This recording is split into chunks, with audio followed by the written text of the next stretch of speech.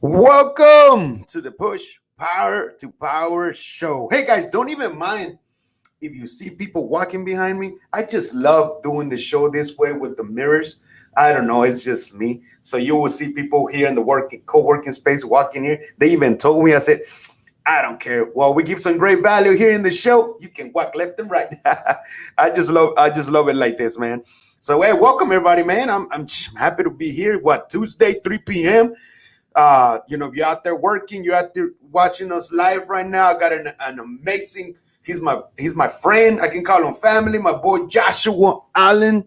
And today you're gonna learn his story, and he's gonna talk a little bit. We're gonna get into it. About photography, videography, filmmaking. Learning a little bit of tricks here and there that it can help you, because I know there's some of you watching, or when you watch the replay. If you're watching it live right now, share it. Share this. Anybody else that is out there watching this live, they can watch it. If not, they'll watch the replay. But trust me, you will learn something from him. Because when I went to his house one time and he showed me the editing stuff, I was like, man, this boy got it. Like when you want to do photo and all this and editing, he got it. So I want y'all to learn something new from him. But at the beginning, you're going to know him first, because you want to build relationship and that connection with him. And then we get into the nitty-gritty so you can learn something. And at the end, 5-10 minutes, you got Q&A. We're going to get Q&A. You got any questions for us? You can shoot them. And even if you shoot out a question right now, we might stop. We don't want to be mean and say, hey, man, somebody said this and that. So we'll pop you here live. And, man, I'm just excited to have him here live with the real Jesus Ortiz on the Push Power to Power. So I just created another layout. So I'm playing around with here in StreamYard, man. It's all good. I love all this. But, hey, you know what? I'm about to bring him in here. But before I bring him in here, let's roll the intro.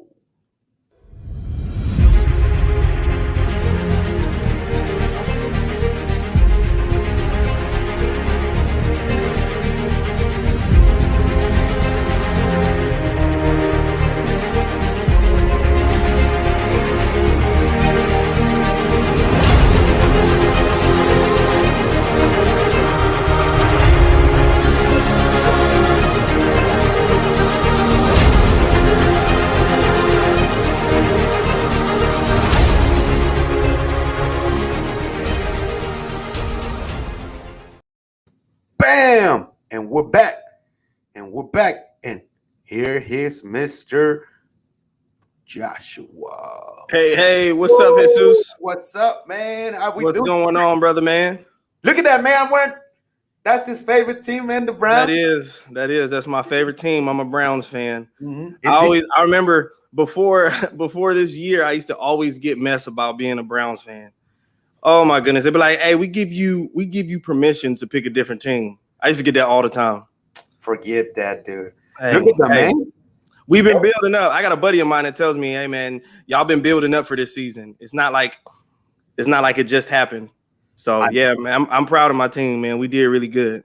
Next year is gonna be, they got dominate, man. I just feel it. I can't necessarily say we're gonna be a Super Bowl team, but I still think we're gonna be a formidable force for other teams to come up against. I could definitely say that.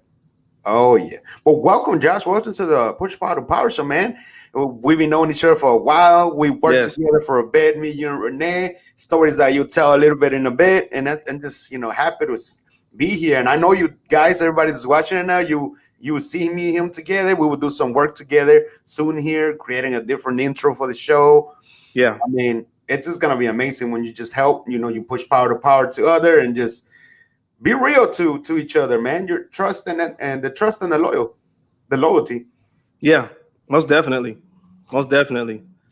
But I'm gonna leave right here, and I just want to tell you, so you can tell the audience a little bit about who is Joshua Allen. Okay. Well, so I'm originally from Youngstown, Ohio. I grew up there. I think I left there when I was about almost 18. I joined the military. I was in the military for 8 years. Had a blast in the Navy. I got out of the military, came straight to Houston. I did a couple jobs here and there doing maintenance and whatnot, and I thought it was pretty cool. But at the same time, I was like, this doesn't really seem like what I want to do. I have a background in music production. I grew up with music. I think I started playing music when I was about 5 or something like that, different instruments here and there. And so music production was always a passion for me. And in my teenage years, I got into audio engineering. And when I got into that, I was kind of like, you know what, man, this is pretty cool. I can make some money off of this stuff. So I got down here to Houston, fast forward, got down here to Houston, and I opened up a studio in my house. And I'm a Christian. And so, you know, it was kind of hard on me and my wife because at the time she was like, oh man, I don't really like those people coming in and out of the house. I don't feel comfortable with it. And to be honest with you, I don't feel comfortable with it either. And so I had to make a change. I was like, you know what? I'm gonna shut the studio down. But in that time, in between time, somebody who had come to the studio was like, yeah, Josh, man, you know what you should do? You should go buy a camera. And everybody who comes in the studio, you take a picture of them and you can make money doing that too. And I was like, man, that's not a bad idea. So my first professional camera that I bought, I mean, granted, you know, it might be considered consumer grade, but for me, it was professional, was a T3i camera. I was taking pictures before that. And I was even taking professional pictures before that, but I wasn't using a professional camera. So that just goes to show you that it doesn't really matter what tool you have in your hands.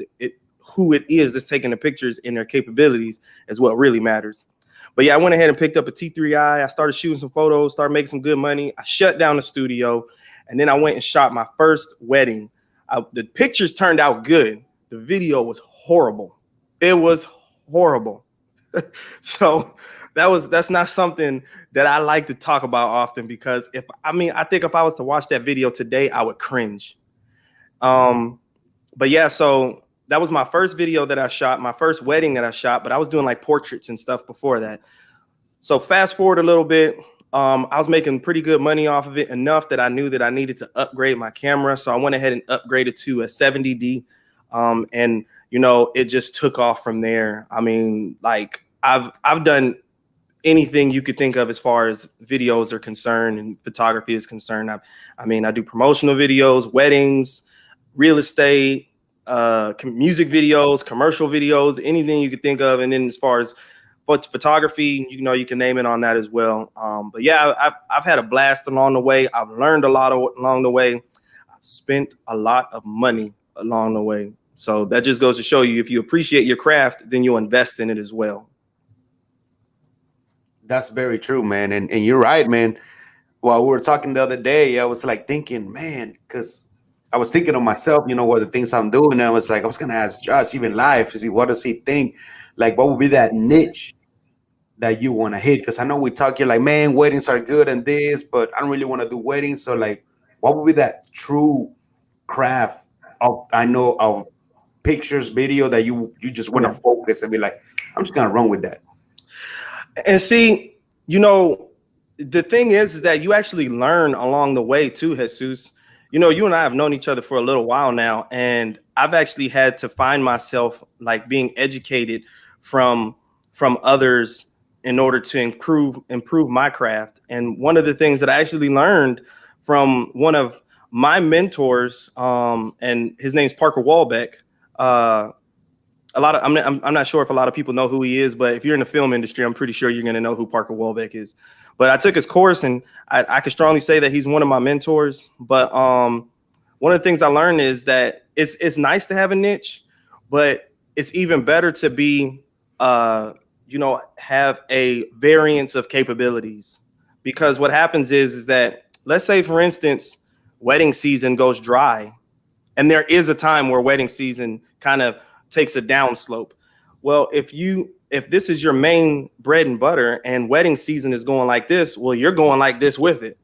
But if you have the ability to shoot videos on a regular basis or shoot photos on a regular basis, then and doing other types of videos, then that's going to make it easier for you to pick up where something else is lacking. So like I said, I shoot wedding videos, but I also shoot real estate.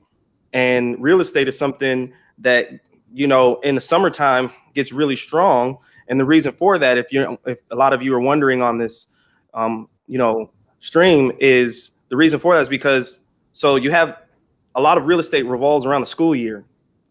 So when school lets out, a lot of people who weren't able to move throughout the school year, they say, hey, well, look, the kids are out of school. Let's go ahead and move. So in the summertime, a lot of people will start moving around, and that's when real estate really picks up. And yeah, the weather has something to do with it too. Not too many people want to get out and move in the cold, but one of the primary reasons is because of the school year. And so even real estate, the reason why I was saying that is because even real estate has a time where it takes a slope, and that's usually in the wintertime. And I'm not a real estate agent, but I work with real estate agents, and I learn all of this stuff from them to know, hey, look, this is when I'm going to be able to get business with real estate. This is when wedding season is going to pick up. This is when portrait season is going to pick up, because, you know, you have Valentine's Day, prom, you have the summertime and especially springtime are strong seasons for getting somebody who wants to take photos.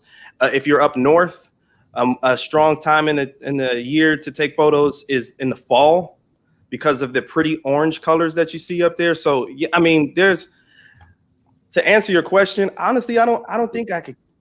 If I were to focus on a main area, I would probably say that I would focus on like commercial videos, like stuff that you would see on TV, because that's where a lot of the money is. You can count on a bigger industry to pay you a lot of money. You can, it's more dependable that you would find money being made that way than you would be to, you know, depend on like a wedding or something like that. Because, you know, I'm not, my name isn't largely known throughout the United States. So everybody's not calling Joshua Allen to come and take their photos or do their weddings. So I don't make a whole lot of money. I mean, I make a good amount of money off of doing weddings, but I don't make like $3,000, $4,000, $5,000 off of a wedding. Do I have the quality and capability? Yes, but the thing goes to show you is that, hey, once you become more well-known, then you could start charging more, because those people will know your work. They can see your work, know what your quality is, what your capabilities are. So all of that comes into play. But yeah, that's to answer your question. Like I said, I think I'll pretty much keep myself open for anything that could come my way. And after a while, once I start getting bigger and well known, I'll probably pick specific things to shoot photos of and videos of, because then I can choose at that point. And you're right. The way you explain it, you're right. Because see, weddings, they go down or everything like this. At least I know how to take pictures, do this, be a creative content creator, so I can move around this way. Exactly. When you can explain it that way, it's like, oh, there he goes. But when you know you talk to different kind of people and they try to do something and they're all over the place, but when you know how to express it, you're like, oh man, okay, I understand now. See it. And see, Jesus, one thing that you mentioned a little while ago, you in your intro, you mentioned that, you know, what if you see people walking behind me, then don't mind that. Well, the thing is it what it does is it helps train the eye to the idea that, hey, there's something going on. And more importantly, like if you look behind me, there's two different colors. Now, I know sometimes, because like depending on how close I get to the camera, the background of me will adjust. So you see the blue on this side and you see the red on this side. But the idea is that you're creating depth, you're creating dimension, you're creating the idea that, hey, in my position, I'm creating the idea that there's dimension and depth, and it makes the background look cool for two. But in your situation, you have people walking behind you. It's not intentional is what we're trying to let people know. I mean, it's not unintentional. It's intentional. We wanted you to see this because, hey, look, I'm in a workspace. There are people who are here with me. The idea that you're trying to push is that, hey, look, we're working here. There's people, I'm working, there's people here working, there's stuff going on, things need to get done. So, I mean, everything is intentional. And I think that's important that you noted that. Oh, yeah. Yeah, I saw that because everybody asked me that when I'm like, because I can move it and move the computer here and have the black background over there on the side. But I'm like, man, I don't know, I like the mirrors. And even if I could get into the nitty, I can write on the window, like, hey, hold on a second, I can write something for you. And you can. That's actually pretty cool. I like that. Just like maybe I don't know where we teach something. I say, you know what, we're giving this curve. Let me. But my handwriting sucks. But still. Yeah, I mean, I can't write on that wall. That's my. So this is my workspace, and I do a lot of my product reviews and tutorials and stuff in here. So if I write on that wall, then I got to paint the We wall. blame it on your daughter. It was her. You said what? We blame it on your little daughter. We can. I blame everything on my older daughter. So if she sees this video in the future, I still love you, Evie, but I blame it on you. But yeah, speaking of which, so I mean, like I said, I definitely don't think that, you know, all of this stuff is like I said, is unintentional. And, you know, it's one of the things that I want to actually, because we're speaking of my kids, I wouldn't mind actually getting my older daughter involved in this as well, because last year I made a sizable amount of money doing a job for an organization later in the year. And so I brought somebody with me who helped shoot the photos, and I did the video. Well, I shot photos and videos, but she primarily did photos. She only did photos, actually. But the point I'm trying to get at is I paid her a good amount of money too. And I told my daughter, I said, hey, Evie, look, you know, I mean, I know you may not want to do photos or you may not want to shoot videos, but this wasn't something that I had on my mind either. This wasn't I didn't grow up wanting to be a photographer or videographer. I got a camera in my hands and I just wanted to start going. And so I told her, I said, Evie, that's money that you could have made. That could have been money in your pocket. So one of the things that I know that I want to start doing is I actually want to take her with me on jobs. I want to go and I'm going to probably end up buying another camera, and that will be her camera. And she'll come with me on jobs and she'll do photos. I'll train her up. And the idea is that she can be better than me. And by doing that, I help to employ my daughter. She gets an income coming in that is something that she can trust and that she can know that is going to come in as long as she puts in the work. I mean, granted, you could do that anywhere, but I mean, I'm her dad, so you know that I think that would, you know, mean a little more. But and then also it lets her know that, hey, look, I don't have to worry about going out there and working at like McDonald's or something like that as your first job.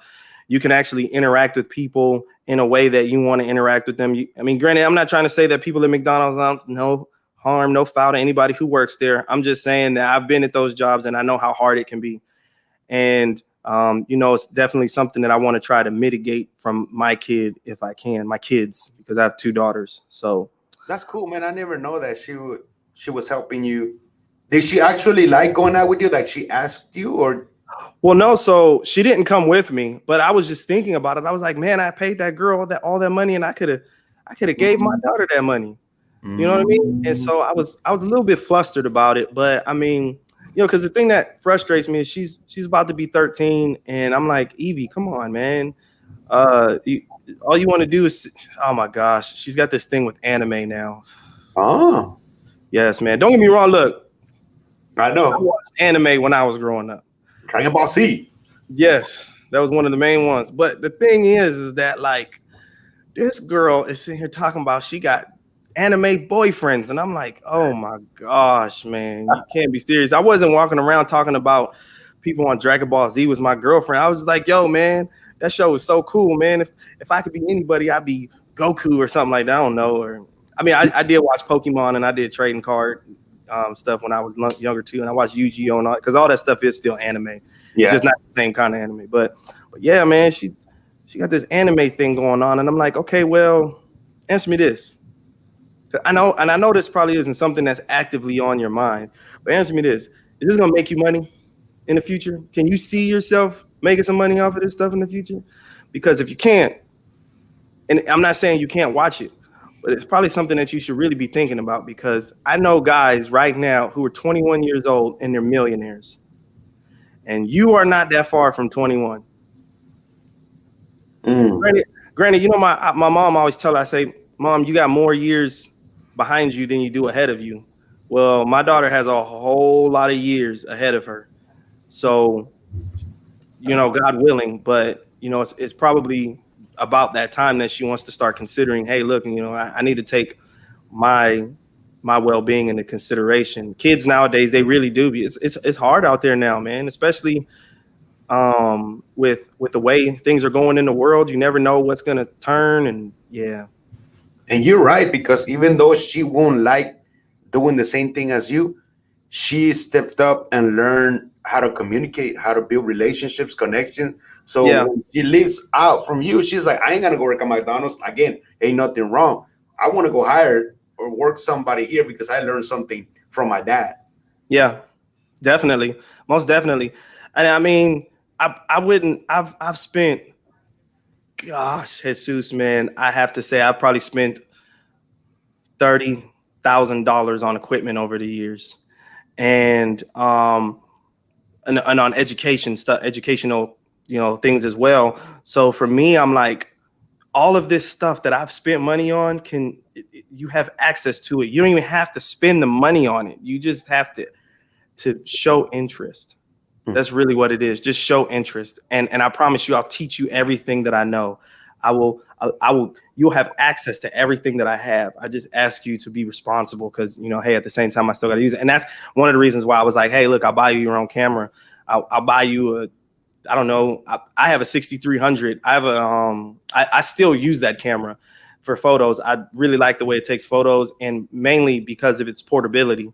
But I'll buy another 6300 and I'll say, here you go. This one is your camera. I just want you to be responsible and actually do something with it. Don't just hold it.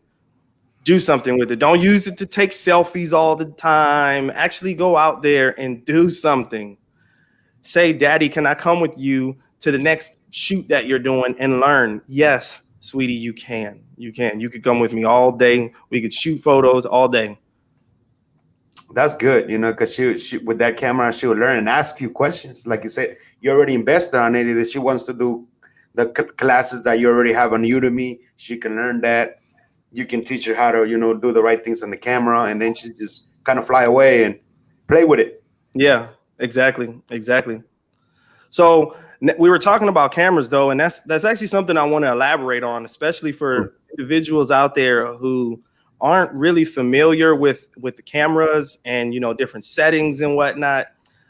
Because I get a lot of guys who come up to me and they're like, "Hey, man, how'd you do this or how'd you do that?" And I'm like, "Well, this is how I did it." I would say the first thing you need to learn is specifically what it is about yourself that you like about photography.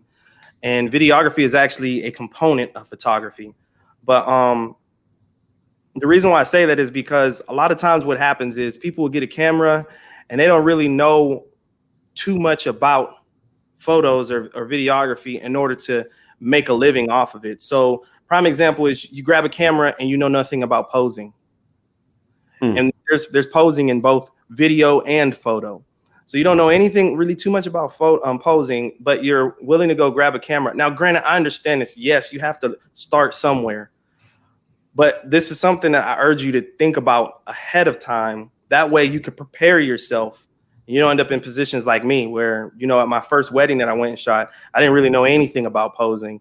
And that was extremely difficult. I think that's actually one of the main things that made shooting that wedding awkward, was because they were asking me, they were like, okay, so what's the next pose? And I'm like, hold on. And I grabbed my phone and I'm like, where's Pinterest? Let's do this right here.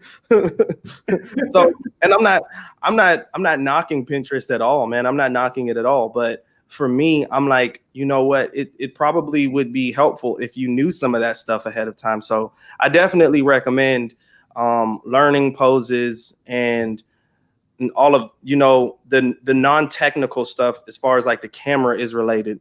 Learn that stuff first. Like learn more about natural light as opposed to and how it works with artificial light or against artificial light, posing and all of that stuff. I mean, I can go into detail, but we don't have all the day and all the time in the day. But then I would say from there, you move on to your gear. You could go out there and spend $50,000 on a camera, and believe me, there are cameras out there that cost way more than that. Damn. That's $50,000 is some would say that's modest, but you can go out there and spend $50,000 on a camera and be crap the video quality is terrible.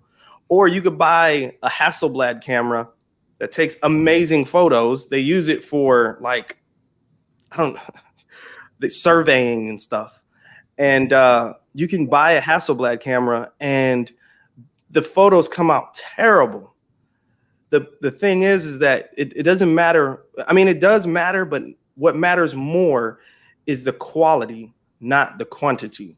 So the quantity in this case would be the type of camera that you have. The quality would be your capability with that, whatever camera it is.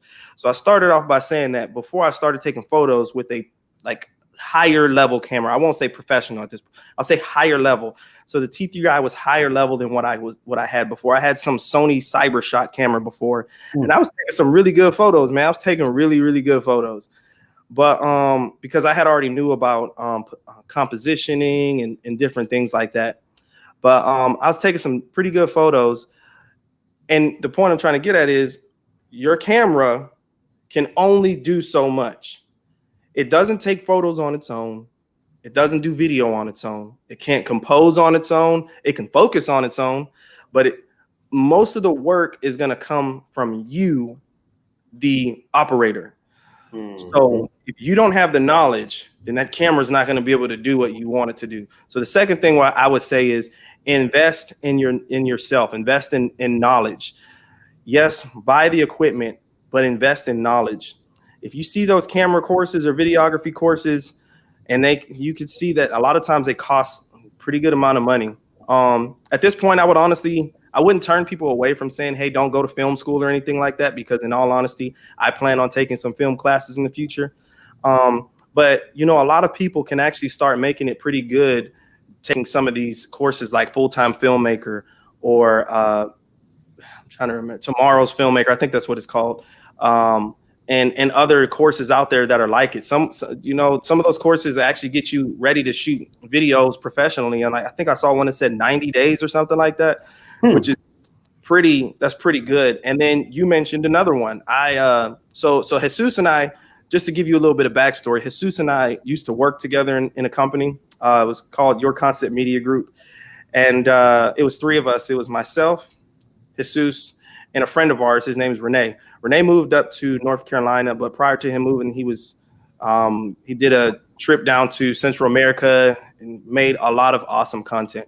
But yeah, we worked together, and you know, the thing that kind of messed it up for us was same thing that messed it up for a lot of people, the pandemic. So you know, Renee went up to be with his family because of all the stuff that was going on, and then he ended up deciding to stay up there. The point that I'm trying to get at is we had a business together, and you know, we thought it was best that, hey, we just kind of we part ways. And so that's what we ended up doing. You know, Renee went and shot video up there in North Carolina. I stayed down here in Houston. Jesus stayed down here in Houston. And Jesus and I will still, you know, meet up and do stuff together. Like you mentioned, we're actually planning on doing a updated intro video for the Push Power to Power show.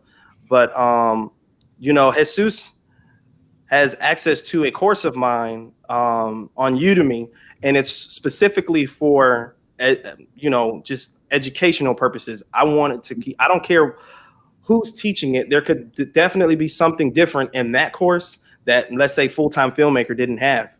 Or like, I plan on taking masterclass. And I'm not entirely sure if a lot of people have heard of masterclass, but it's a like prestigious level of like learning and educational for various different types of fields. You have the film industry. There's people who are on there trying to educate you on how to be a better comedian. I mean, the list is extensive.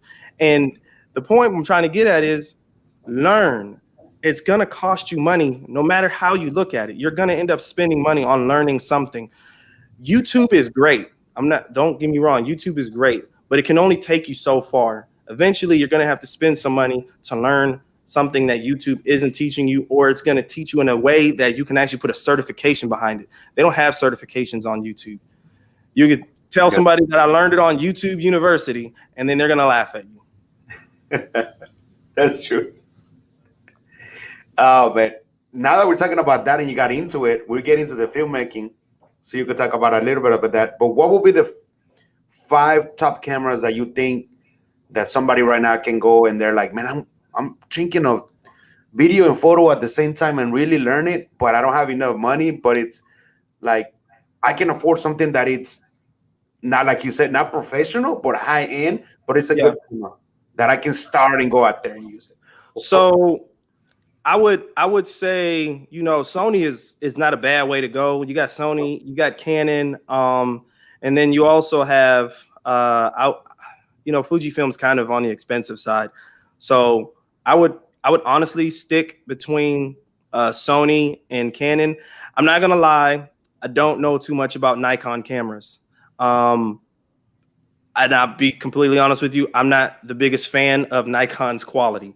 So that's one of the reasons I've never actually dove into learning about anything Nikon. I did shoot with the Z6 before, and that actually was pretty cool. A friend of mine, he's got a Z6 camera, and he let me shoot a couple photos. But I would definitely say within Sony's area, if you're not looking at trying to spend a lot of money, I would start off with something used. Okay. Do not turn down used gear. Do not do it. My first professional level camera was a 70D, and I bought it used off of Canon's website. I wouldn't even, honestly, if they still sold 70Ds, or I mean, I'm pretty sure you could find it. I would honestly recommend that camera. That's a Canon, though. That is a Canon. But as far as Sony is concerned, I would stick with any of the A6000 series. The lower, the better, because you're not going to be spending as much money. So my brother, my older brother, before he stopped shooting videography, he was shooting with the A6000. And for the longest, he shot music videos, professional music videos, really, really good. That camera doesn't even shoot 4K, but his videos looked phenomenal. They looked really, really good. So I'd say if you're looking at just photos, A6000, and potentially for video, and I'll get into the specifics on what camera does better in video later, a little bit later on. But I would say any of the A6000 series, really. So with Sony, any of the A6000, that's like what, 1, 2, 3, 4, 5, maybe 7 or 8 different cameras in that series. If you want to spend a little more money, and those are all APS-C type cameras, if you want to know more information as far as that stuff is concerned, I would suggest reaching out to me in a direct message, because that right there, we could go on and on about that. But if you want to spend a little more money and get a full frame type of Sony camera, I would say to get like an A7R2 or A7, probably A7 II. Sorry, I said A7R2. A7. Well, I think there is. You know, honestly, I don't honestly. You know, this doesn't look good on me, because I honestly don't remember if there was an A7R2. I believe there was. I know there's an A7 II, but I would say A7 II or A7 III. But the problem is those cameras are going to cost you a little bit more. Even the A7 III being like, I don't know, like 3 years old or something like that, it's still going to cost you over $1,000 or close to $1,000 if to purchase that camera. Whereas with like one of the A6000 series, you can pick that camera up, I don't know, maybe $400 through $400. So it's all dependent on your budget. Really, that's what it is, depending on your budget. I just checked for you, A7R2. That was one. Yeah, I couldn't remember if there was an A7R. I mean, it would make sense that there would be an A7R2, but believe me when I tell you this, if you look at TVs, they don't go A, B, C, D, E, F, G. It's like A, B, C, D, F, M, N, and you'll be like, what happened to all the letters in between? Well, we didn't think we needed those. It's like, okay, hotels don't have 13 floors. So that's true. But well, not just hotels, it's buildings in general. I don't think buildings in general have 13, floor 13.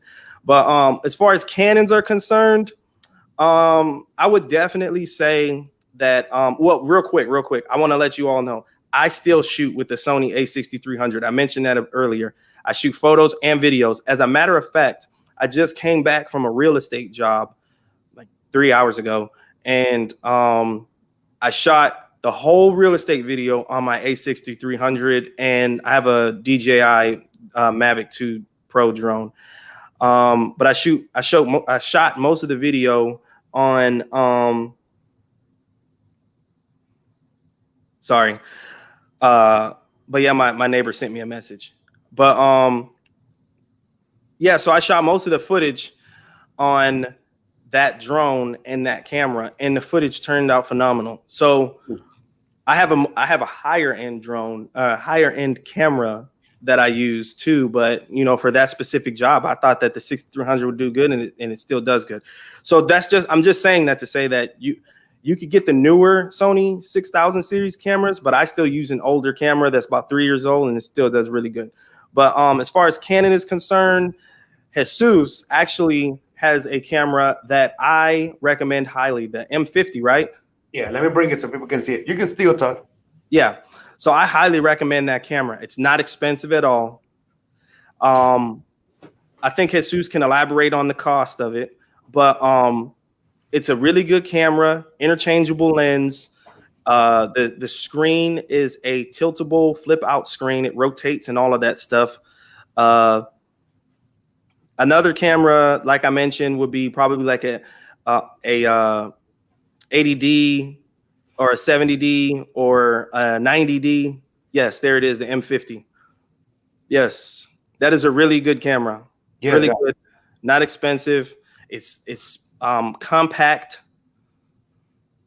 It does really good with photos. It does really good with video. It shoots 4K video, if I'm not mistaken, right? Yeah. Yep. So yeah, that's for $650. That's not bad. That's not bad. And they actually have a newer version out now. And it was new. The guy that bought it was a photographer, and he said that wasn't what he was looking for, the style. He was looking for a Sony. So I was like, yeah. So, I mean, to elaborate on that a little bit, the reason why people pick different branded cameras is primarily because of the look and obviously the capabilities. So Canon is known to have more natural colors. So when you shoot photos and videos, the colors look more true to what you would be getting. And a lot of people say that Sony's colors are more like desaturated. And I used to say unsaturated, but that's not a word. But yeah, they're more desaturated. And so a lot of people prefer Canon over Sony. But I personally like the way that Sony does in low light situations. That's where Canon lacks.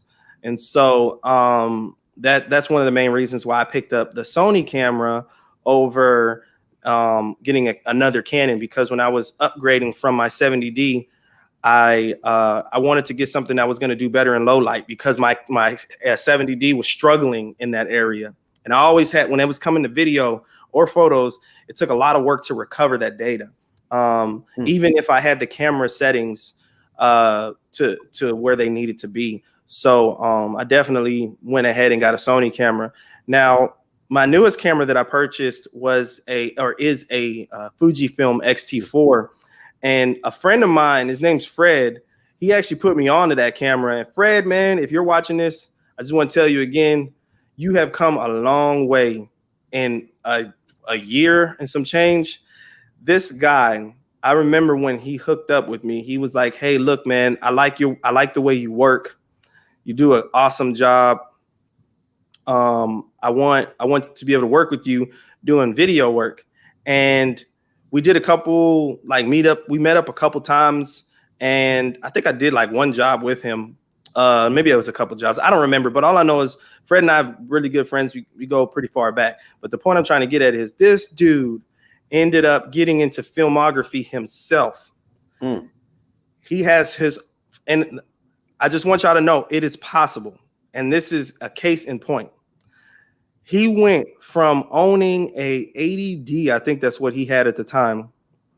I'm not entirely sure if he had the camera when I met him, but I do know that when he did get the camera, he had it for a little bit. He upgraded to a GH5 and then upgraded to a P4K. That's a Blackmagic camera. And then he now has the P6K.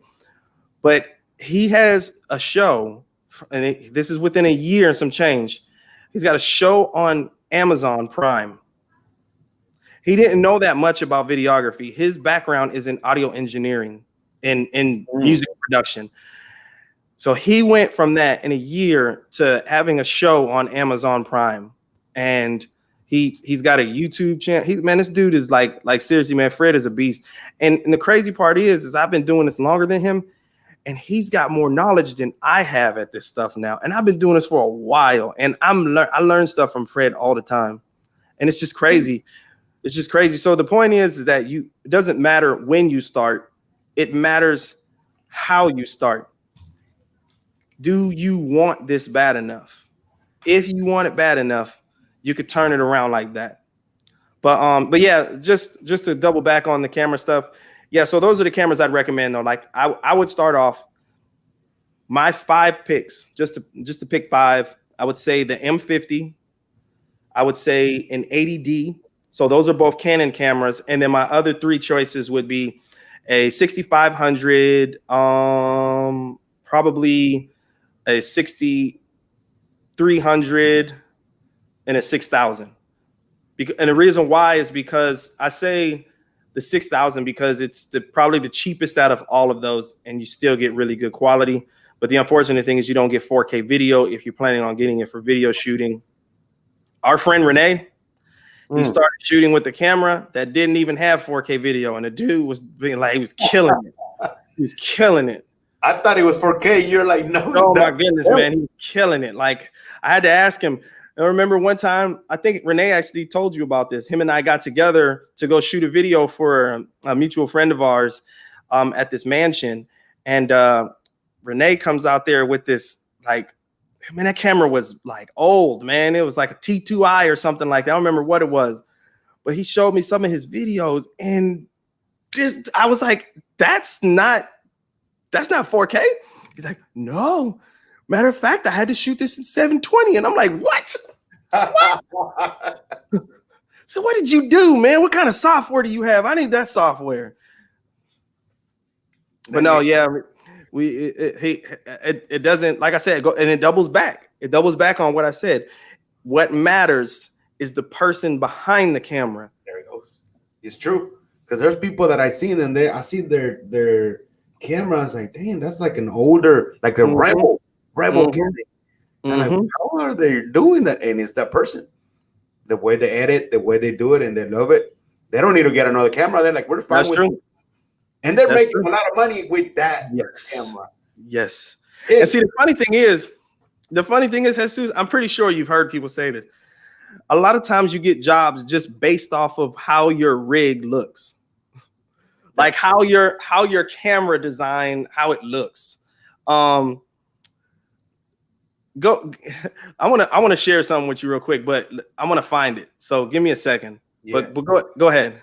Even I was gonna say too, there's people like with their phone, man. They're shooting out with an iPhone or whatever. Now that all these Android phones got good camera, and they edit them, and they're getting paid, and they're using them. Yeah. So you don't have to worry about how can I start? I don't have the money. You have a phone. Start just like Josh said. Go to Udemy. You'll find somebody that is giving a course how to do from whatever iPhone. Get the certification. Boom. Jump in and start. Maybe the most ways would be to get a little rig for the phone, the light. That's not. I already have all that. It's like $120. It's not a lot. And you go ahead and you do it. People gonna be like, "You doing those videos with your phone?" Yeah. I almost have it pulled up. I just want to show everybody this really quick. What I mean by if nobody knows what rig means, but this website is taking forever. Okay, so how do I share my screen on this? It says I think it has to say share. All right, share screen. Let's see.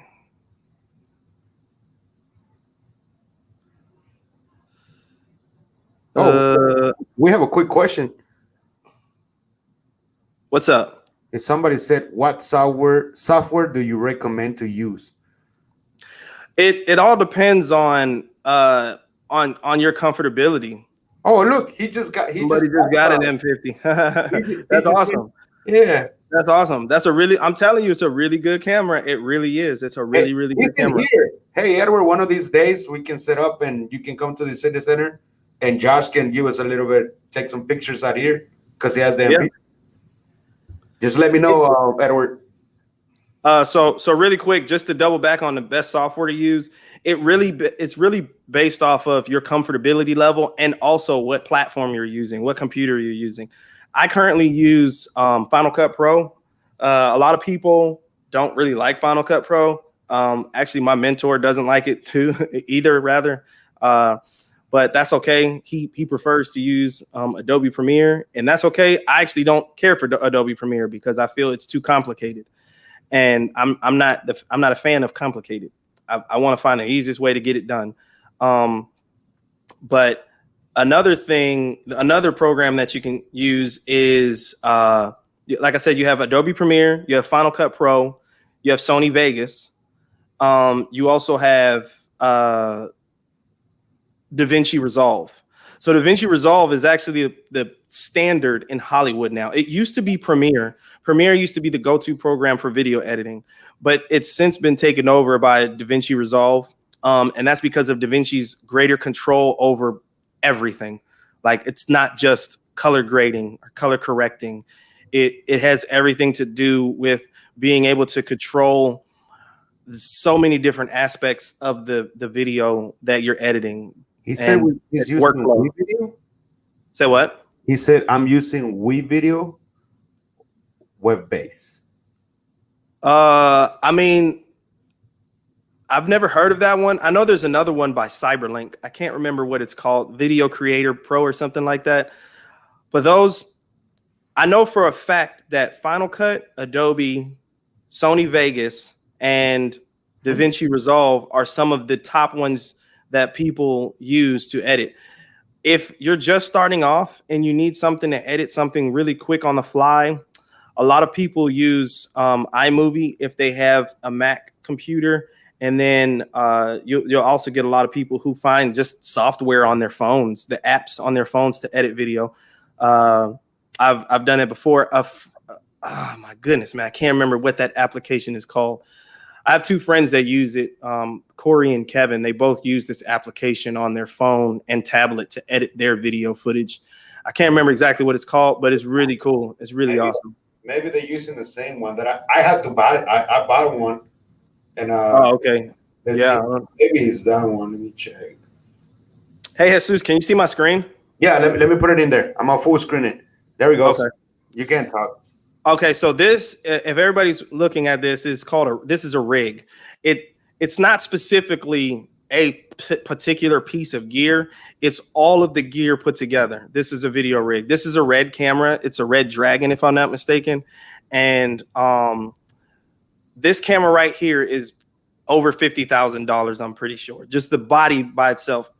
So when you hear somebody say the body, they're actually just talking about this little square piece. I don't know if you can see my cursor, but they're talking about that little square piece in the back.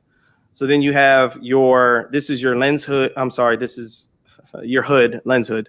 And some people call it barn door, but it helps to prevent light from getting onto the lens itself. And then you have your lens right there. This is your focus puller. Up here, looks like they have a external monitor. They've got your viewfinder right here. Your viewfinder. This is your electronic viewfinder. This rig's you got your top handle. There's a lot of stuff on here. So, but all of this stuff put together makes a rig. So that's what I was mentioning when I said you'll get a lot of people, and that's why I was laughing. And I said Jesus has probably seen this or heard this before, where you'll get people who will hire you just because you have a professional looking rig, and you literally don't have to know anything about that rig. You know nothing about that rig. And you walk up to somebody with this big rig and they're like, haha, I just rhymed. But no, you walk up to somebody with this big rig and they're like, yeah, that guy, let me point out, he looks like he knows what he's doing. And then you can have somebody like me who just walks into on set with a minuscule camera that has a minuscule setup, and I make better footage than what somebody else would have. So it's definitely based on what somebody. Hey, how'd you get on the right side? That was pretty cool. Oh, I just wish to. That's okay. Not on the left, man. I don't mind what side I'm on. I just know when I switch back over to the screen, you were on the opposite side of the screen. I was like, oh, okay, what I do? But no, yeah, it's all based off of looks for a lot of people too. You could at the end of the day, like I said, you could walk in there with this $200,000 rig and not know what you're doing. And I walk in there with the $600 camera and my quality looks better than yours. So yeah, I've had that happen plenty of times before. I'm actually gonna, so for anybody who has any specific questions, I'm gonna leave my email address in the chat box. Yeah, put it in the chat box. And I'll leave my handle for IG there as well.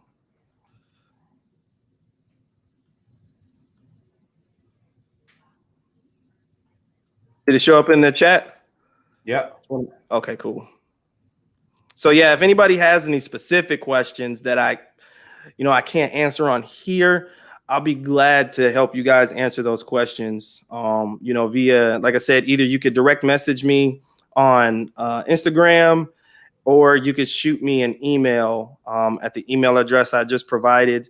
And I used a Samsung S9 and made this YouTube video.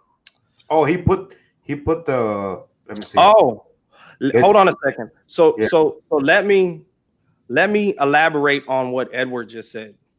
So in the film world now, a lot of people are actually using their cell phones, and that's not a bad thing. That's not bad.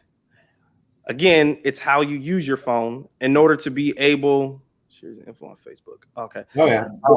Trust me, all the stuff that I know, real, it's gonna be up there, man. He's my boy. So using a phone isn't bad. It's how you set the phone up. That's what matters. I'm pretty sure a lot of people have seen the new iPhone video that they shot. I think it was for the Super Bowl. It looked like super dope. That video was awesome. And it was shot completely on an iPhone. I think a couple of the shots, they had to put it on like a stabilizer or maybe even a gimbal of sorts just to make the quality smoother. But the whole video itself was shot on the iPhone. So it can be done. But I want to point out, just like full size cameras have limitations, cell phones have limitations too. Yep. So the issue is, give me one second. I'm going to grab a camera.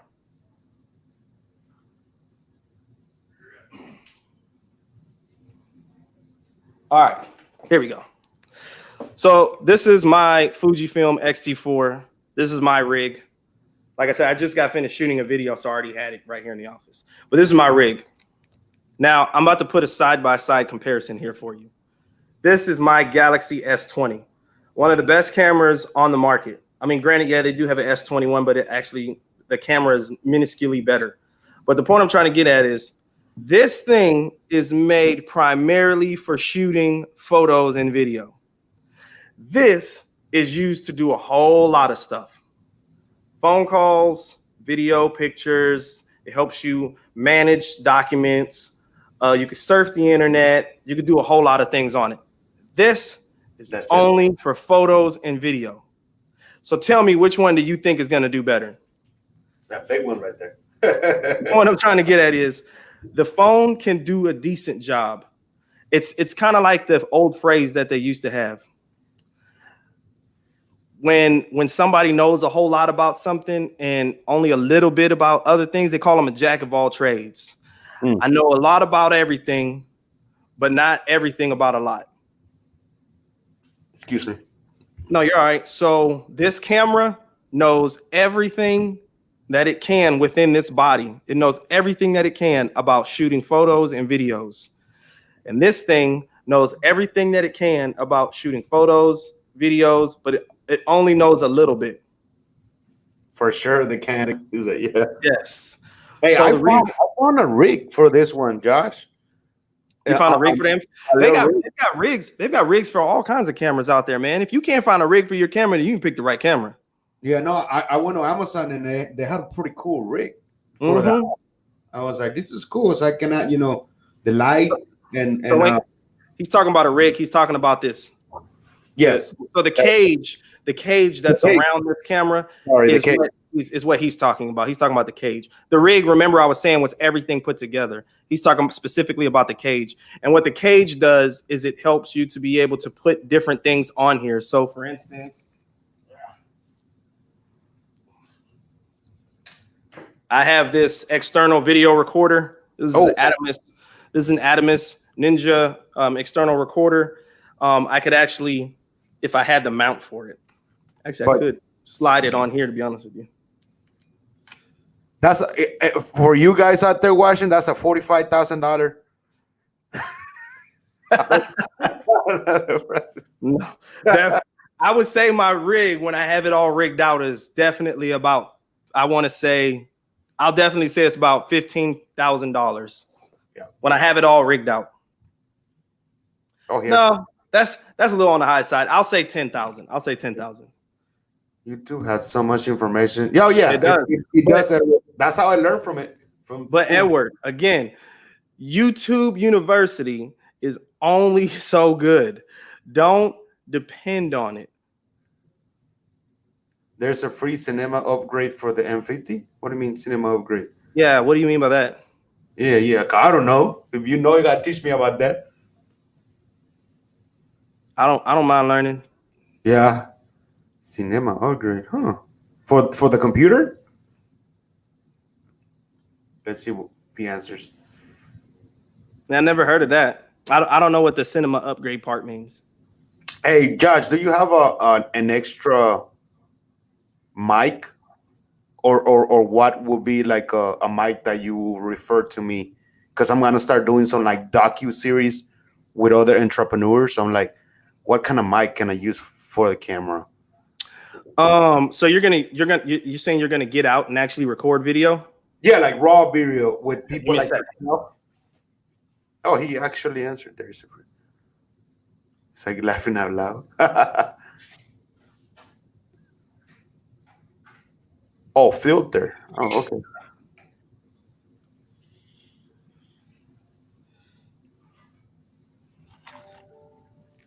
Okay.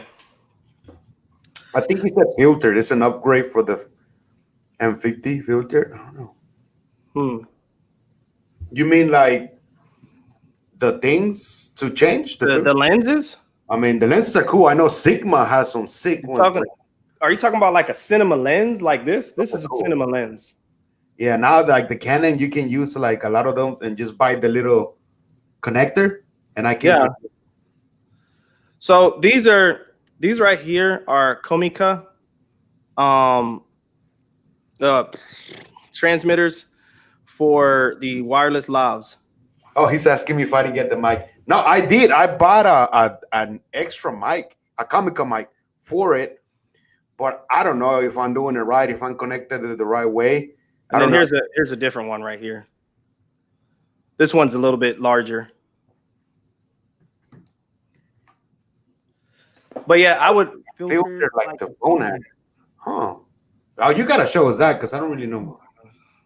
For the M50, that'd be cool. Maybe he's talking about like. Oh, do you mean like the filter that you can put the little thing on by the lens? I seen about this. It's about like, this thing. That's a filter, yeah. Like you can when you take. This is an ND filter right here. It's an ND filter, otherwise known as a neutral density filter. It's like sunglasses. It's like sunglasses for your camera. They also have polarizers and other different types out there too. Those are cool. Whoa, the light turned red only. The light did turn red. He moved to be a Republican now. We were making fun of that at the beginning, guys. I turned off.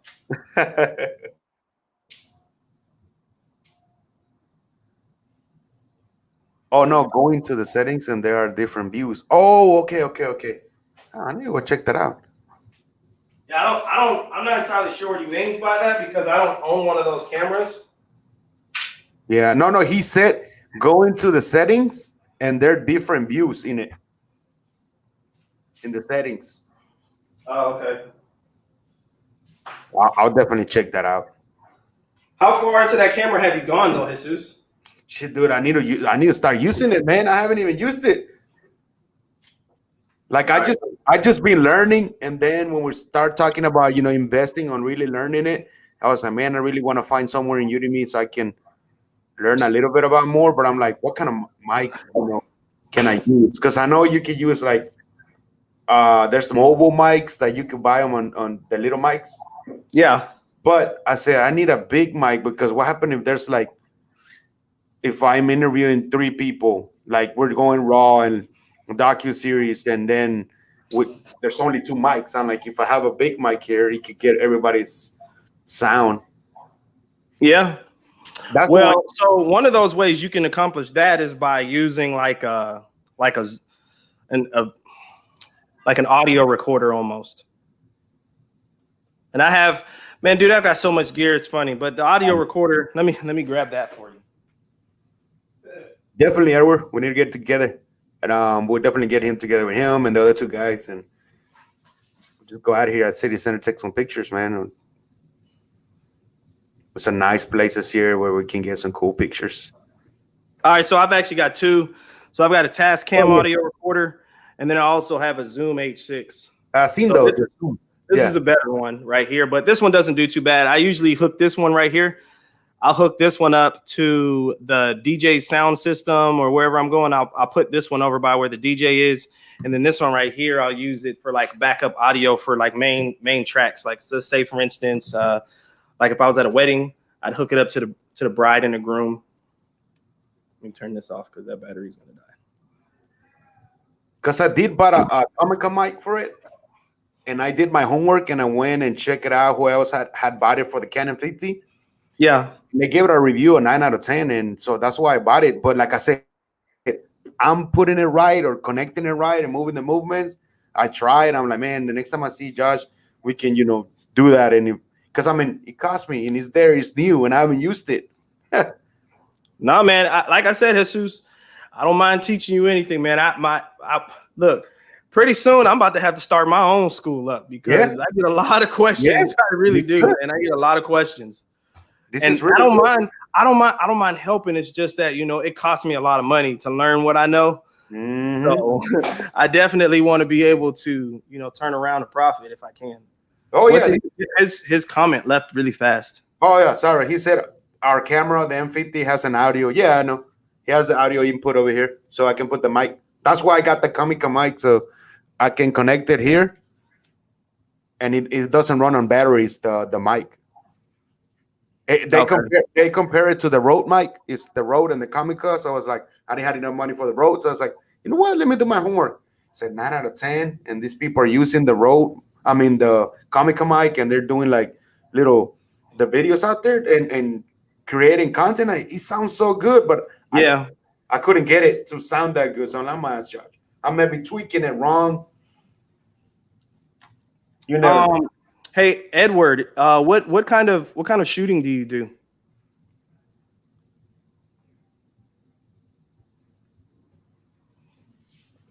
Our camera has an audio input. Okay, that was. Yeah, that audio input just basically allows you to hook an external microphone up to it. Mm-hmm. So you could hook up, like I said, you could hook these little Comica. I like these things a lot. They're not obstructive. They're small. And what I mainly bought them for was because, like, when I have to mic the bride up, putting something like this on her, that's a large device. Yeah. So it's more tricky to do. But when I put one of these on her, it makes it easier. Just interviews. Okay. So for your interviews, how are you familiar with lighting? Because interviews are definitely one of those things where you want to make sure that your lighting is set up pretty good to help with your camera. Because one thing I will say, the M50 is an awesome camera, but it doesn't do too well in low light. That's true. Unless you're doing outside interviews. If you're doing outside interviews, that's another thing. But at the same time, remember, I told you, lighting is key. All light isn't good light. Yeah. Shooting outside might be good, yes, but at the same time, if you're shooting in light that, like, overcast skies is a perfect time to shoot videos. or even a perfect time to shoot photos, because what the clouds do is it filters the sunlight. And what it does is it spreads the light over. Sorry, I didn't mean to bump the mic. But what it does is spreads the light over the surface of the clouds, and it creates a softening effect on the light, as opposed to direct sunlight. Especially if the light's directly overhead, that is a hard light. That's a very harsh light, and it's going to cause raccoon eyes and all of that stuff to happen. Oh my goodness, man! I keep on running into light issues. I don't know what's going on. I don't know why it's doing this. Oh, no.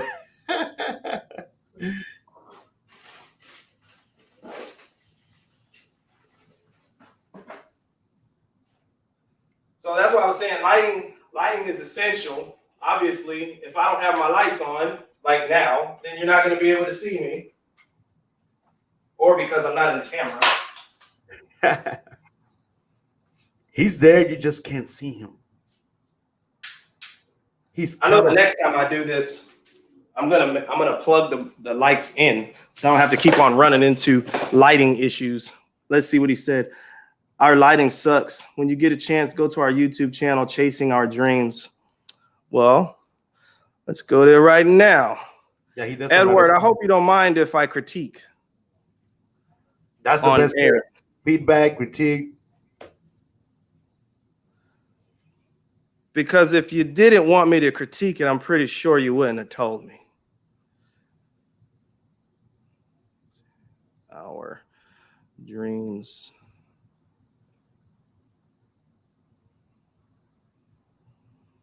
Is that the YouTube channel name?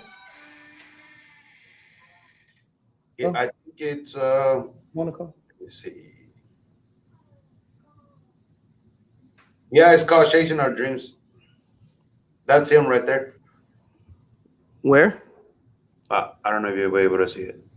Oh, that's a commercial. Never mind. That's not you. That's not you, man. That's a guy with beard. I think it's Santa Claus. We got to find the channel first. When you get a chance. Everything that I found that says Chasing Our Dreams is like he has a lion on the side, like a little lion with the king crown, and it says intro hashtag Chasing Our Dreams. That's I found it right there. Gosh.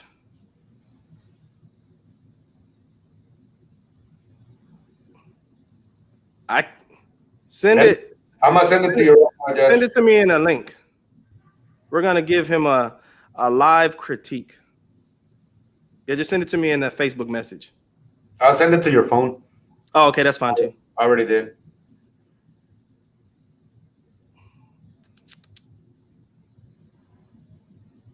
Oh. Guess what?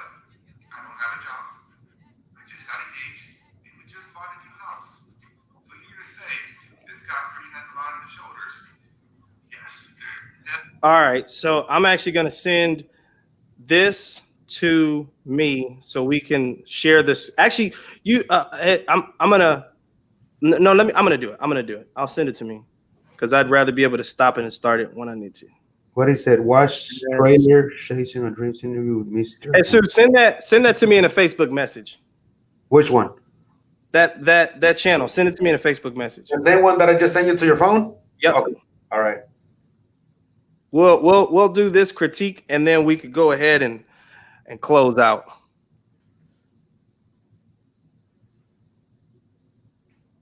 Mr. M3. How do I do that? Oh, okay.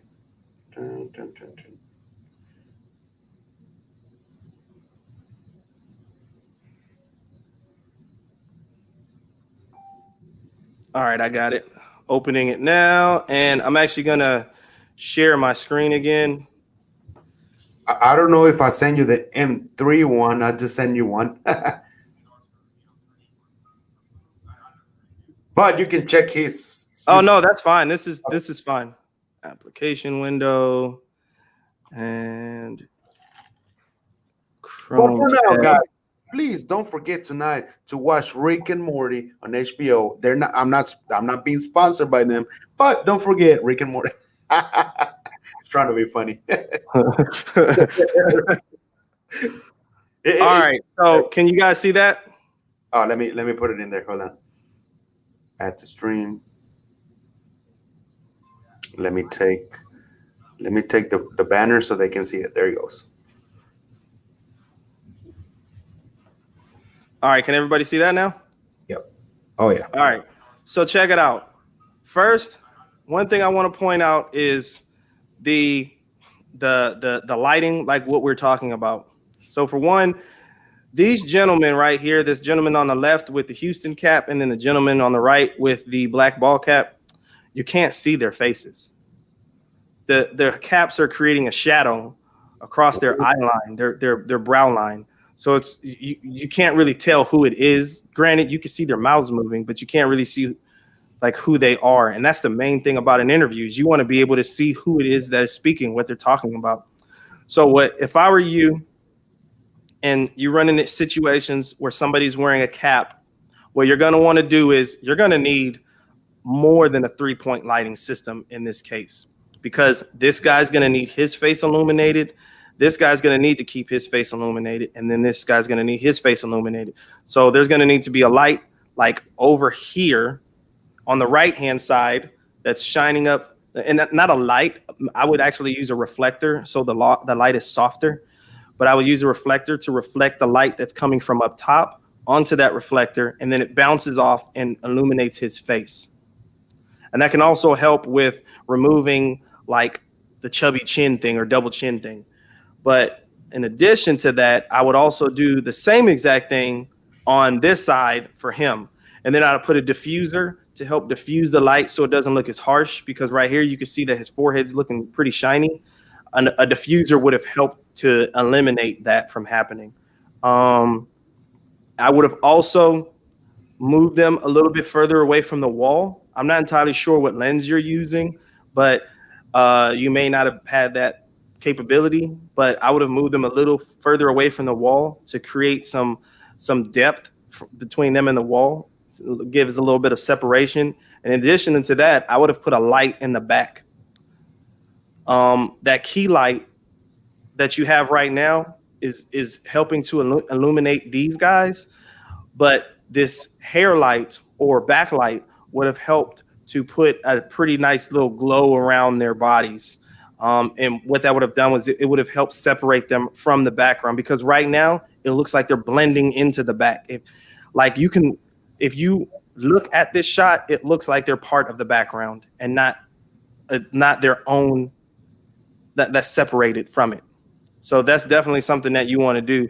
That's just a couple things. I mean, a compositioning is another issue based off of what type of lens you were using. I'm pretty sure that the room probably, I'm assuming that maybe the room didn't allow for you to separate yourself from them more, or you didn't have a wide enough lens.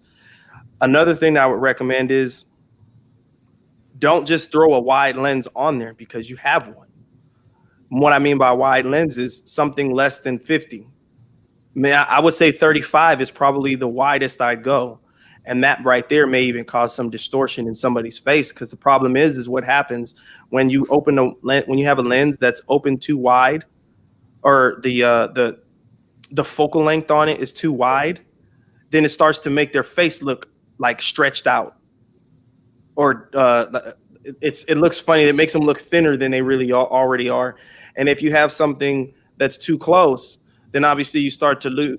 It makes them look like fatter than they really are. So I would say a sweet spot is anywhere between 50 and 85 millimeters that you would set your focal length to accommodate these types of interviews. Another thing is, so granted, I understand you may have only had one camera, but I would have recommended having a 2-camera setup at least. That way you could bounce back in between the different people that are talking, and you could really actually like zoom in on that specific person, similar to how Jesus bounces back and forth between him and I. on the like if I'm talking, it shows me, and if he's talking, it shows him. Well, if this gentleman in the center is speaking, then you could zoom in on him, and you could even do that right now. But I don't know exactly what type of shoot. If you're shooting in 4K, and then even at 4K, you can only zoom into about 200% before you have, or actually, I think it's less than that, before you have to dim it down to 1080. But yeah, man, I could go all day.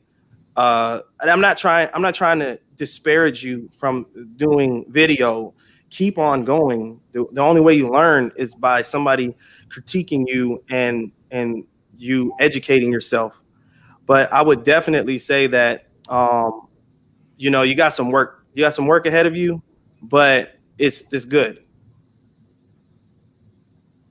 I see that you said I was told to get up lighting. What does that mean?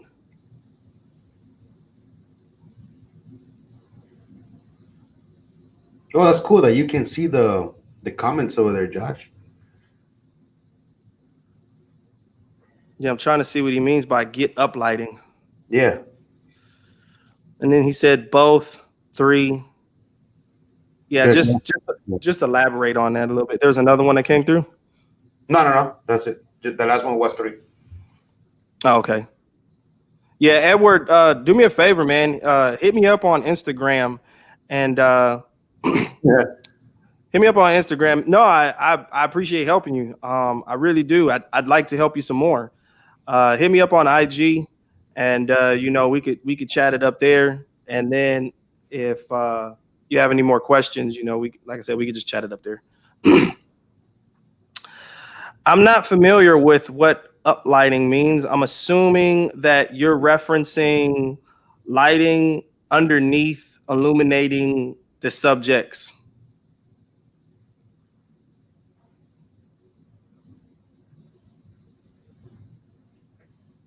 Three cameras? I think that's what he said. He had 3 cameras. Oh. Let me, let me buzz through the video real quick. Okay, I see another camera angle. Okay, I apologize. He does have 3 different cameras. Well, yeah, he has 3 different cameras. What kind of cameras what are the other cameras you're using?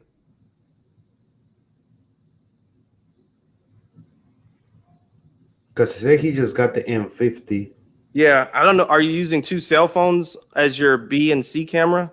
So just so you know, your A camera is your primary camera. Your B and C cameras are your secondary cameras.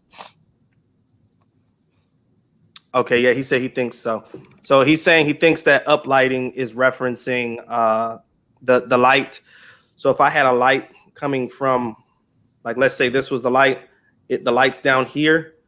Uplighting is the light that's coming underneath, but you really don't want too much light because, as you can see, if you look close, like this side of my face is illuminated and this side of my face is dark, and that's helping to create contrast, which helps to separate me from my background.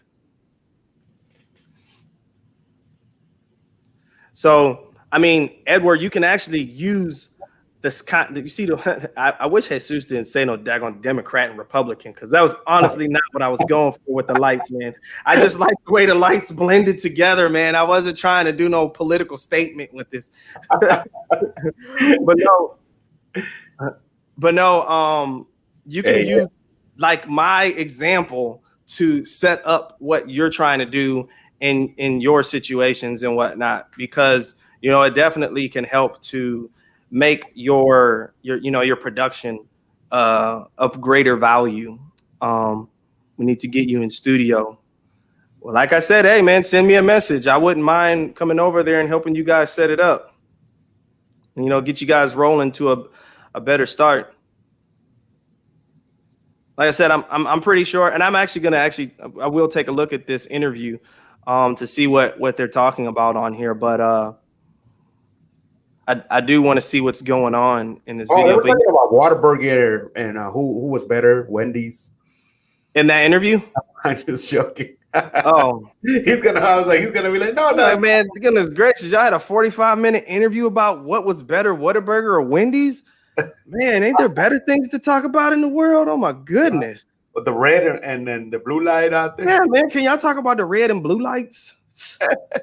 I mean, that is a serious subject. Like, Imagine, my daughter always gets on me because she'll ask me, Daddy, what's your favorite color? And I'm like, I don't have one. She'll be like, that's weird. I'm like, I can't help it. Look, man, ask to not have a favorite color. I just don't have one. I can't explain to you why I don't have one. But yeah, she gets on me about it all the time. She'll be like, Daddy, you're weird. Yeah, you're weird too. You came from me, you're weird. Exactly. That's what I was just about to say. You came from me, so you're weird. If I'm weird, you're weird too. Your little sister's weird too. They're both weird. Both of them super weird. My youngest daughter actually poked her head out here a second ago. I don't know if you saw me, but she poked her head out here and she was trying to ask me for a piece of gum. That's her. I would have thought that like, hey, Daddy, I'm hungry or I need a snack. I'm like, was it that important? But no, I love them. I do love them. I do love them. I know I get on their nerves too, so I can't even be that mad because I do stuff on purpose. I'm the childish dad. I'll go around and I'll get all up in their face. And I think it was like 2 days ago, I was pushing my daughter. I was like, why are you all up in my space? And I went in her room and I'm pushing her around like, oh my gosh, you all up in my space.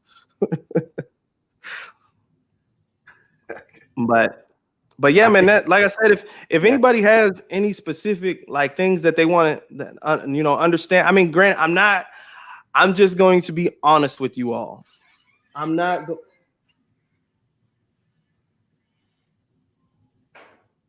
Sorry. That was her. But I'm not going to go into an extreme amount of detail.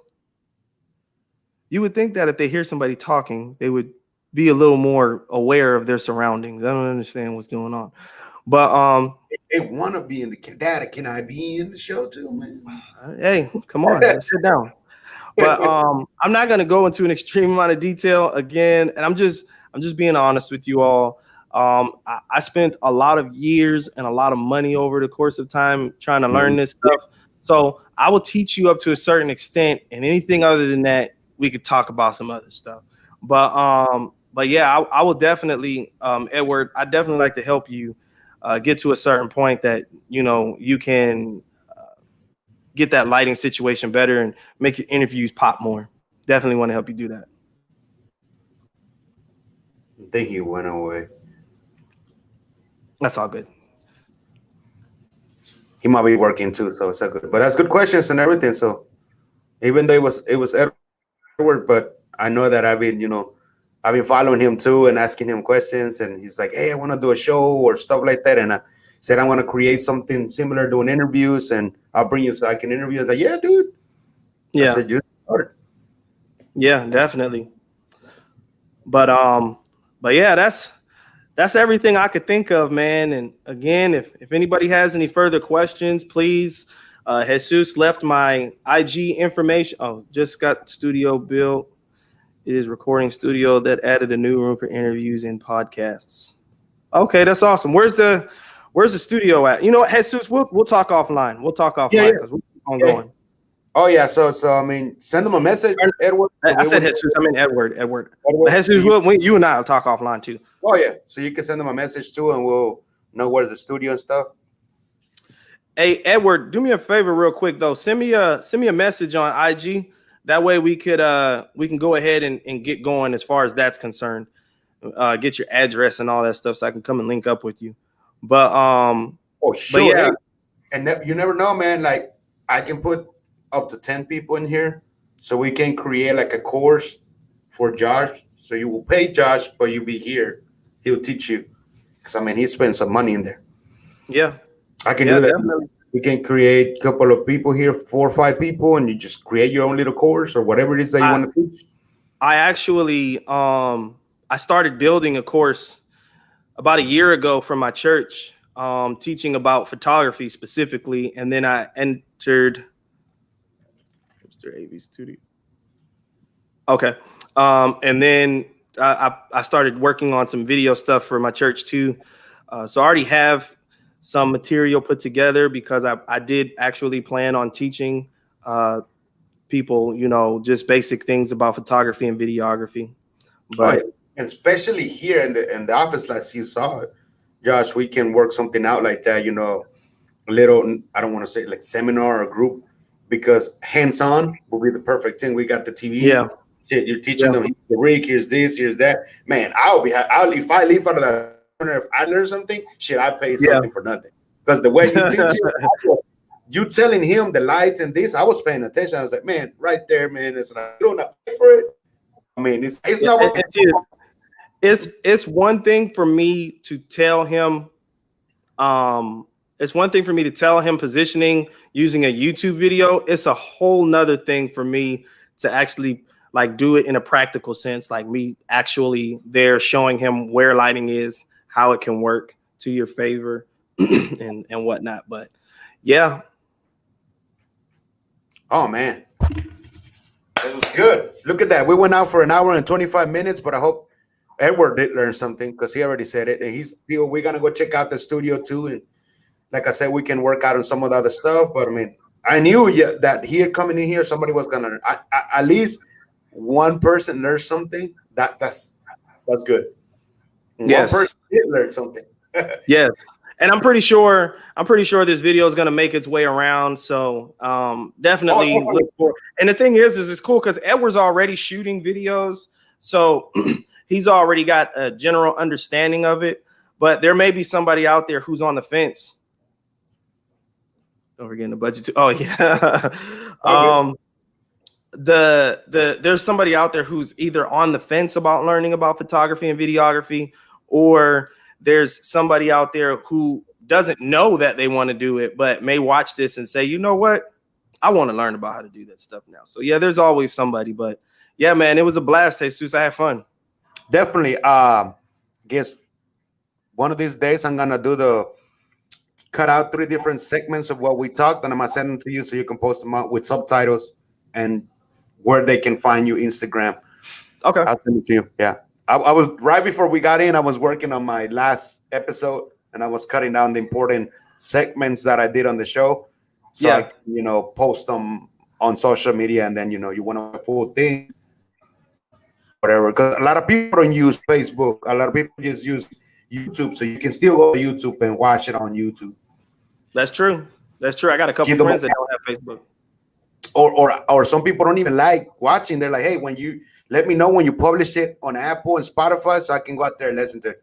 I'll let you know. I mean, I'm always letting y'all see, hey, I'm gonna post it and stuff like that so y'all can know. Yes. Yes. Cheers, guys. Cheers. Cheers, Edward. And definitely we'll meet. And thank you, Josh. Definitely. Oh, no problem, man. Thanks for having me. I appreciate that. And it's not gonna be the last time, guys. So now he's not the first one. I'm bringing a power player next on the 17th. So I want you to watch this, Josh. This is gonna change the game. This is something that I saw him and I was like, I gotta bring him. I don't know how I'm gonna make it to make a. He's a busy man. I was like, how I'm gonna do a Zoom one-on-one and learn from him, and I did it. I have his time, valuable time, like everybody's time is valuable. And I said, man, were you willing to do a podcast? Because I'm willing to let people know what you're doing. Like this is another way of advertising, but he went in a little bit of an old style and like a little bit of a new style that people just left behind. And I was like, oh, this is gonna change the game. Like people gotta see this. And he's already seeing the results. He's like, I'm already seeing the results. I'm like, oh, dude. When I saw it, I said, it's the video box. It's called the video box. And go check it out on Facebook. He created his own Facebook group where he teaches people about it. I said, no, man, I got to bring them in. Man. People got to know about this. This not only once, I'm going to push it out there because this is just changing the game on getting your clients and stuff. Yeah, because it's saturated. He's right. He's like, man, Facebook, YouTube, all of that. It's not that you're not going to get clients. And don't get me wrong, I do ads. It's like on Facebook and YouTube. But the big conglomerate companies, they're spending millions and millions. Us as the little people, you get a minimum percentage that you're going to get hurt or seen. So he's like, we got to do something different. And he created the video bots, do it. And I was like, damn, that's going to change the game. And it is already. And not a lot of people know about it. I've been asking people, hey, like I asked you everywhere, you know what the video box? What are you talking about? And I was like, okay, nobody's knowing about the video, but soon they will. Yeah, I'm gonna go check it out, man. I'm gonna go check it out. All right. Thank you, man. Thank you, Josh. And I'll definitely be keeping contact, and we set up another day so when we can see each other here or wherever. I'm down. It doesn't have to be sounds good. Oh, we can eat that pizza, man. The pizza is good. I'm not hungry, but that pizza is good. Grimaldi's, yes. Yeah, man. Awesome. The Mexican restaurant is good too. I like it. I've been there a lot of times. That's what Ayana Celaya. I forget. Cyclone. There we go. Cyclone. Oh yeah, Cyclone and Aya's. Cyclone and Aya's pretty good. I like their cheese is good. Like dang. Yeah, I used to work down. Well, my company is still down in that area, but I know all that places over there. But yeah, man. Yeah, definitely. Let's get together. And thank you again. And thank you for the listeners. Thank you for you, Edward, for asking the questions. And we'll definitely get together with you, Edward, and make something work. And God bless everybody. Thank you for being here in the Push Power to Power show with our guest, man, Joshua Allen. It's not going to be the last time. We'll bring next time. It will not be anything about this. It will be like right into the meat and value. He's just going to give you some value.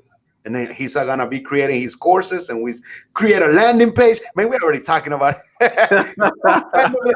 A free book so you can learn which is the favorite 5 cameras you can start. Man, I'm already giving you value, John. That's good, man. All right, man. Thank you, John. All right, dude. All right, everybody. Peace out, man. Thank you. Later.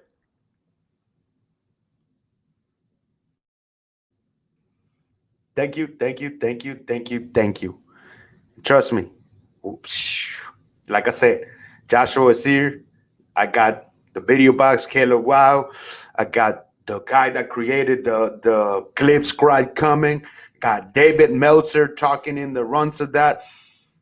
I'm gonna hit you with a lot of power players out there, man. And I call power players everybody.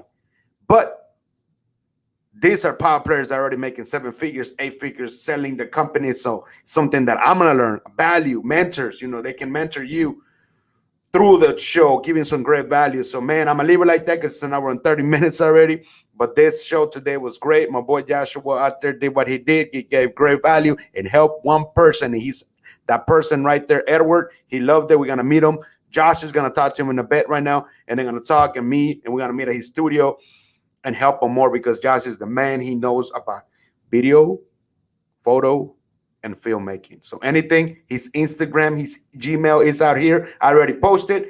God bless you. And the Push Power to Power show, your boy, the real right there, the real life, the real Jesus Ortiz is out. Much love.